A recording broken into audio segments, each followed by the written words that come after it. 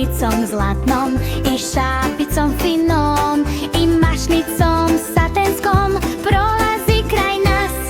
Jedna maca stara s njom veselo razgovara. Mici, pravo gledaj, Mici, repić skrij, Mici, ne skači, Mici, mirno stoj, Mici, šapom ne diraj, Mici, tamo ne gledaj, Mici, tiše predi, Mici, bliže sedi, Mici, ne grebi, Mici, slušaj sad ti, Mici, ne lutaj, Mici, brzo kući.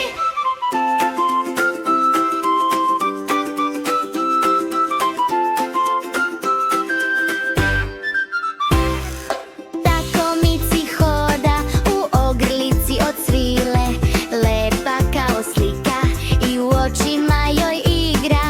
Da potrči slobodno, da skoči visoko, da istraži ceo svet i gleda široko.